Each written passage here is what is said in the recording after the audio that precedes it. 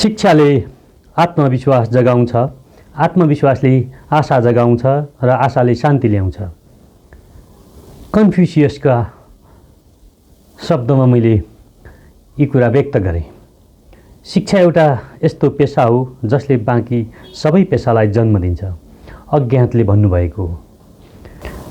शिक्षक सेवा आयोगबाट प्रकाशित आधारभूत प्राथमिक र निम्न माध्यमिक तह तृतीय श्रेणीको खुला प्रतियोगितात्मक परीक्षाको पाठ्यक्रममा आधारित खण्ड ख अन्तर्गत शिक्षा सम्बन्धी आधारभूत ज्ञानसँग सम्बन्धित शिक्षाको परिचय र नेपालको शैक्षिक विकास अन्तर्गत शिक्षाको अर्थ र परिभाषा, स्वरूप, उद्देश्यहरू र कार्यहरूका बारेमा आज म चर्चा गर्न गइरहेको छु। यसका विषयवस्तुहरूसँगै केही नमुना प्रश्नहरू पनि यहाँ प्रस्तुत गर्न गइरहेको छु। शिक्षाको परिचय के हो त शिक्षा भन्ने सन्दर्भमा म छलफल गर्न गइरहेको छु। एजुकेसन भन्ने शब्द अङ्ग्रेजी भाषाको हो भने शिक्षा भन्ने शब्द नेपाली भाषाको हो। यो शब्द ल्याटिन भाषाको एडुकेटम, एडुकेयरबाट आएको हो। एडुकेटम दुईवटा ई र केटम मिलेर बनेको शब्द हो। ईको अर्थ इन्टरनल, भित्री र केटमको अर्थ अगाडि बढ्नु वा अग्रसर हुनु हुन्छ। एडुकेटमको अर्को अर्थमा हेर्ने हो भने एक्ट अफ टिचिङ, शिक्षण कला भन्ने हुन्छ। अर्कातर्फ डुको अर्थ बाहिर निकाल्नु हो, अर्थात् हरेक बालकमा भएको विद्यमान अन्तर्निहित शक्तिलाई भित्रबाट बाहिर निकाल्नु हो र पूर्ण रूपले विकसित गर्नु हो। एडुकेयर यो पनि ल्याटिन भाषाका दुईवटा शब्दहरू ई र डुकेयर शब्दको मिश्रण हो। ईको अर्थ आउट र डुकेयरको अर्थ लिड भन्ने हुन्छ। एडुकेयरको अर्थ बालकको भित्री शक्तिको विकास गरी सक्षम बनाउनु भन्ने हुन्छ। त्यसै गरी शिक्षा शब्द संस्कृत भाषाको तत्सम शब्द हो जसको अर्थ सिकाउनु भन्ने हुन्छ। यो संस्कृत भाषाकै शिक्षे धातुबाट बनिएको हो। यस शब्दले व्यक्तिमा ज्ञान, गुण र सिपको विकास गराउनु भन्ने पनि हुन्छ। विद्या नेपालीमा विद्या शब्द पनि संस्कृतको विद धातुबाट बनेको हो जसको अर्थ जान्नु, टु नो हुन्छ। यसरी पनि शिक्षाको अर्थ ज्ञान भन्ने हुन्छ। समग्रमा शिक्षा शब्द भिन्न भिन्न रूपमा देखिए पनि शिक्षाको अर्थको आशय भने एउटै हुन्छ। हरेक बालकमा अन्तर्निहित ज्ञान, प्रतिभा लुकेर बसेको हुन्छ। तसर्थ शिक्षा भनेको बालकमा भएको अन्तर्निहित शक्तिलाई तालिम दिनु, अगुवाई गर्नु, अगाडि बढाउनु, बाहिर ल्याउनु वा विकसित गर्नु भन्ने नै हो। शिक्षाको विभिन्न रूपमा अर्थ पाइन्छ। शिक्षाको शाब्दिक अर्थ के हो त? शिक्षाको शाब्दिक अर्थ बाहिर ल्याउनु हो। बालकमा रहेको शैक्षिक, नैतिक, शारीरिक अन्तर्निहित शक्तिलाई बाहिर ल्याई उसको सर्वाङ्गीण विकासमा लगाउनु शिक्षा हो। शिक्षा भनेको ज्ञान प्राप्ति वा शिक्षण कला हो र सिप, प्रवृत्ति र बानीहरूको विकास हो। शिक्षाको व्यापक अर्थ के हो त? शिक्षाको व्यापक अर्थ एजुकेसन इज लङ लाइफ नै हो। मानिस जन्मिएदेखि मृत्यु पर्यन्त प्राप्त गरिने सम्पूर्ण अनुभवलाई शिक्षा भनिन्छ। औपचारिक र अनौपचारिक दुवै तवरबाट लिइने शिक्षा हो। यसको सङ्कुचित अर्थ के हो त? विद्यालयको चौघेराभित्र रहेर दिइने औपचारिक शिक्षा नै शिक्षाको सङ्कुचित अर्थ हो। त्यसै गरी शिक्षाको वास्तविक अर्थ के हो त? शिक्षाको वास्तविक अर्थ व्यक्तिको बौद्धिक, शारीरिक, सामाजिक, आर्थिक, भौतिक, नैतिक आदि सम्पूर्ण पक्षको वा व्यक्तिको सर्वाङ्गीण विकास गराउनु नै शिक्षा हो भनिनु शिक्षाको वास्तविक अर्थ हो। त्यसो हो भने शिक्षाको विश्लेषणात्मक अर्थ के हो त? विद्यालय शिक्षामा मात्र सीमित नरहेको, बालकको अन्तर्निहित सर्वाङ्गीण विकास गर्ने रूपमा रहेको त्रिमुखी प्रक्रिया शिक्षक, विद्यार्थी र पाठ्यपुस्तक रहेको यो एक गतिशील प्रक्रिया हो। सामाजिक विकासको एक प्रक्रिया हो।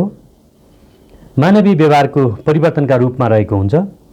अनौपचारिक शिक्षा स्वतन्त्र शिक्षा भए अनियमित शिक्षा पूर्ण स्वतन्त्र हुन्छ।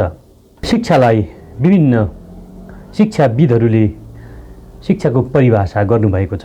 उहाँहरूको परिभाषालाई संक्षिप्त रूपमा प्रस्तुत गर्ने प्रयास गर्दछु।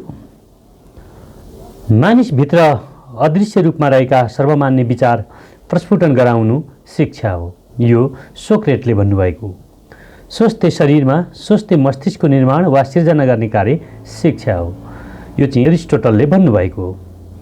मानिसका आन्तरिक शक्तिहरूको प्राकृतिक सन्तुलित र प्रगतिशील विकास नै शिक्षा हो भनेर पेस्टालोजीले भन्नुभएको छ। त्यसै गरी व्यक्तिको असल नैतिक चरित्रको विकास गर्नु शिक्षा हो भनेर हर्बर्टले भन्नुभएको छ। व्यक्तिको सम्पूर्णताको विकास जसले उसलाई सक्षम तुल्याउँछ यो नै शिक्षा हो भनेर कान्टले भन्नुभएको छ। त्यसै गरी व्यक्तिका सम्पूर्ण सक्षमताहरूको विकास गर्नु हो जसले उनीहरूले आफ्नो वातावरणलाई नियन्त्रण गरी उसका चाहना पूरा गराउँछ यो नै शिक्षा हो भनेर जोन डिवेले भन्नुभएको छ। त्यसै गरी सुख दुःखको अनुभव गर्ने शक्ति शिक्षा हो। यसले मानिसको शरीर र आत्मामा सौन्दर्य विकास गराउँछ र उसमा भएको क्षमताको प्रदर्शन गराउँछ प्लेटोले भन्नुभएको छ। त्यसै गरी शिक्षा जीवनको तयारी होइन तर जीवन स्वयं हो जन डिवेले भन्नुभएको छ। त्यसै गरी शिक्षाको स्वरूपका बारेमा म संक्षिप्त रूपमा चर्चा गर्न गइरहेको छु। शिक्षालाई मानव समाजले कसरी लिँदै गयो भन्ने कुरालाई शिक्षाको प्रकृति भनिन्छ। समय सापेक्ष मानिसले शिक्षालाई कसरी ग्रहण गर्दै आएका छन् भन्ने विषय नै शिक्षाको प्रकृतिभित्र पर्दछ। मानव समाजले अँगाल्दै आएको शिक्षाको स्वरूपलाई नै प्रकृति भनिन्छ। समयको गतिसँगै शिक्षाको प्रकृतिलाई निम्न 4 भागमा बाँड्न सकिन्छ। 1. औपचारिक र अनौपचारिक शिक्षा। 2. साधारण र विशिष्ट शिक्षा। 3. प्रत्यक्ष र अप्रत्यक्ष शिक्षा। 4. वैयक्तिक र सामूहिक शिक्षा। त्यसै गरी शिक्षाका उद्देश्यहरू के रहेका छन् त? यस सन्दर्भमा म छोटो चर्चा गर्न गइरहेको छु। शिक्षाको उद्देश्यहरू निम्न अनुसार रहेका छन्। आत्मअभिव्यक्तिको विकास गर्नु, आत्मानुभूतिको विकास गर्नु, अन्तर्निहित शक्तिको विकास गर्नु, ज्ञानको विकास गर्नु, व्यावसायिकको विकास गर्नु, चरित्रको विकास गर्नु, व्यक्तित्वको विकास गर्नु, नेतृत्वको विकास गर्नु, संस्कृतिको विकास गर्नु, नागरिकको विकास गर्नु, पूर्ण जीवनयापन गर्नु र समायोजन गर्नु नै शिक्षाका उद्देश्यहरू हुन्। त्यसै गरी शिक्षाका कार्यहरू के रहेका छन्? शिक्षाका कार्यहरू व्यक्तिगत कार्य, सामाजिक कार्य, राष्ट्रिय कार्य र अन्तर्राष्ट्रिय कार्य। अब म शिक्षाका कार्यहरूका बारेमा संक्षिप्त रूपमा चर्चा गर्न गइरहेको छु। शिक्षाको व्यक्तिगत कार्य अन्तर्गत आन्तरिक शक्तिको विकास, शैक्षिक विकास, व्यावसायिक निपुणता, नैतिकताको विकास, व्यक्तित्व विकास, आवश्यकता पूर्ति, आत्मनिर्भरता प्राप्ति, अनुभवहरूको पुनःसङ्गठन र पुनर्निर्माण। त्यसै गरी शिक्षाको सामाजिक कार्य। शिक्षाको सामाजिक कार्य अन्तर्गत 4वटा कार्यहरू रहेका छन्। परम्परागत कार्य यो जस्ताको तस्तै हस्तान्तरण गर्ने कार्य हो। तटस्थ कार्य चुप लागेर बस्नु जसले जे भन्छ हो भन्ने कार्य गर्नु हो। त्यसै गरी प्रगतिशील कार्य पुराना कार्यलाई बिस्तारै परिवर्तन गर्दै लाने कार्यलाई प्रगतिशील कार्य भनिन्छ। त्यसै गरी क्रान्तिकारी कार्य सामाजिक आमूल परिवर्तन गर्ने कार्यलाई क्रान्तिकारी कार्य भनिन्छ। अब शिक्षाको राष्ट्रिय कार्य। शिक्षाको राष्ट्रिय कार्य अन्तर्गत राष्ट्रको विकास गर्नु, राष्ट्रिय एकता, जनशक्तिको विकास, नागरिक विकास, नेतृत्व विकास, संस्कृति एवं सभ्यताको सुरक्षा। त्यसै गरी शिक्षाको अन्तर्राष्ट्रिय कार्य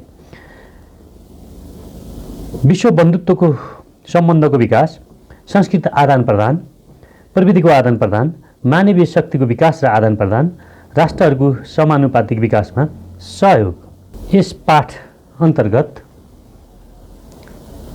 केही नमुना प्रश्नहरूका बारेमा चर्चा गर्न गइरहेको छु। प्रश्न नम्बर 1, एडुकेयरको अर्थ के हुन्छ? कमा बालकको बाहिरी र भित्री शक्तिको विकास गरी सक्षम बनाउनु। खमा बालकको बाहिरी शक्तिको विकास गरी सक्षम बनाउनु। गमा बालकको भित्री शक्तिको विकास गरी सक्षम बनाउनु। घमा बालकको सर्वाङ्गीण पक्षको विकास गरी सक्षम बनाउनु। त्यसै गरी प्रश्न नम्बर 2, विद्यालयको चौघराभित्र रहेर दिने शिक्षालाई कुन नामले चिनिन्छ? कमा शिक्षाको सङ्कुचित अर्थ, खमा शिक्षाको व्यापक अर्थ, गमा शिक्षाको शाब्दिक अर्थ र घमा शिक्षाको वास्तविक अर्थ। त्यसै गरी प्रश्न नम्बर 3, पुराना कार्यलाई बिस्तारै परिवर्तन गर्दै लैजाने कार्य शिक्षाको कुन कार्य अन्तर्गत पर्दछ? कमा परम्परागत कार्य, खमा तटस्थ कार्य, गमा प्रगतिशील कार्य र घमा क्रान्तिकारी कार्य। आजको विषयवस्तु यहाँहरूलाई कस्तो लाग्यो? मेरो युट्युब च्यानललाई लाइक, कमेन्ट, सब्सक्राइब, सेयर गरी शिक्षासँग चासो राख्ने व्यक्तिसम्म पुर्याई सहयोग गरिदिनु हुन हार्दिक अनुरोध गर्दछु। शिक्षासँग सम्बन्धित सामग्रीहरू क्रमशः पस्कँदै जानेछु। धन्यवाद।